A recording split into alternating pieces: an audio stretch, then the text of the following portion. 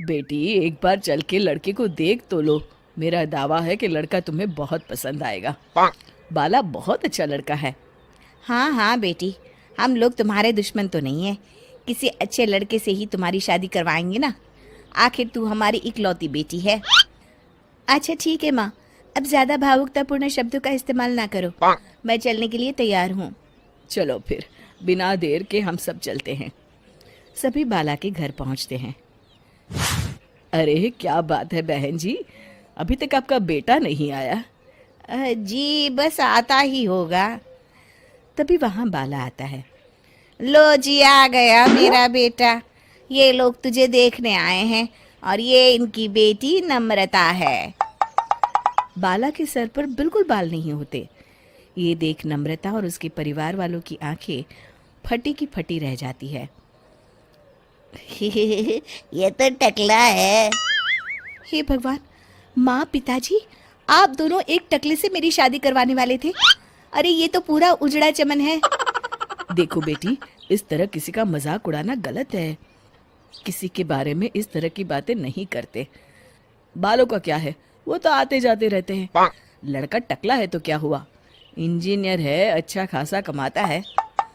आप चुप रहिए जी। इसकी तरफदारी इसलिए कर रहे हैं क्योंकि आपके भी सर पर बाल नहीं है। मैंने तो आपसे शादी कर ली, मगर मैं अपनी बेटी की शादी एक टकले से बिल्कुल नहीं करवाऊंगी। अरे ये क्या, कब से आप लोगों ने टकला टकला लगा रखा है? और माफ करना, तुम भी कोई हूर की परी नहीं हो।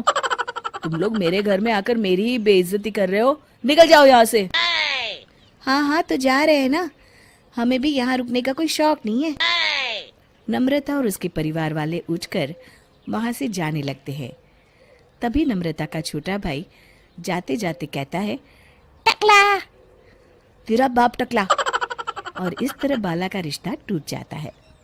फिर एक दिन सड़क के किनारे एक आदमी घूम घूम कर कंधी बेच रहा होता है। कंधी ले लो, कंधी, एक से बढ़िया एक कंघी ले लो, नए जमाने की कंघी ले लो। अरे भाई ये ले लो। घूमते घूमते वो बाला के पास पहुंच जाता है। अरे भाई साहब, कंधी लोगे क्या? ये लो। तभी उसकी नजर बाला के सर के ऊपर पड़ती है। अरे माफ करना भाई साहब, आप इसे लेकर क्या करोगे? आपके सर पर तो बाल ही नहीं है, आपका तो स्टेडियम पूरा खाली है। चलता हूँ, कंधी ले लो, कंधी ले लो। कंधी वाले की बातें सुनकर बाला को बुरा लगता है। उस समय बाला को ऐसा महसूस होता है कि उसके लिए दुनिया में सबसे कीमती कोई चीज़ अगर है तो वो सिर्फ बाल है। बाला सड़क पर चलते हुए लोगों के बाल बड़े गौर से दिखता है। चलते चलते बाला एक मंदिर के पास पहुंच जाता है। हे भगवान, तुमने ये मेरे साथ क्या किया? थोड़े से बाल अगर मुझे दे देते तो तुम्हारा क्या चला जाता? सारी दुनिया मेरा मजाक उड़ाती है। अरे भाई, आज पहला इंसान देख रहा हूँ जो मंदिर आकर भगवान से अपने लिए बाल मांग रहा है। बेटा, भगवान ने तुम्हें सब कुछ तो दिया है, अच्छी सेहत है, अच्छी नौकरी है। लगता है तुम्हारी तबीयत ठीक नहीं है। घर जाओ, सब ठीक हो जाएगा। बाला वहाँ से चला जाता है।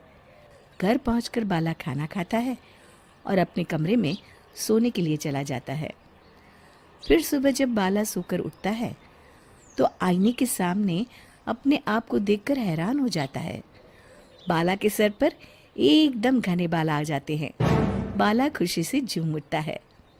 अरे ये तो चमत्कार हो गया, मेरे सर पर बाल आ गए। लेकिन ये हुआ कैसे? दोस्तों, अगर आप इस कहानी का दूसरा भाग देखना चाहते हैं तो हमें कमेंट करके ज़रूर बताएं।